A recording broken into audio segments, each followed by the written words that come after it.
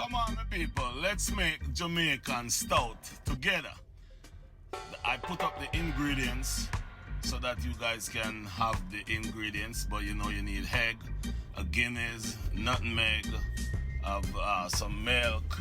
Also you need vanilla and you need oatmeal. The oatmeal is for the filler, so you know it's like the body. So yes, let's go. Let's go. So what you need, put your Guinness in a blender or in a mixer, whatever you have. You know, you don't have to put it in no special order. Once you have all those ingredients, you just put those ingredients in a blender or a small hand mixer. You know, put everything together and then blend until you feel it, you blend it to how you want it.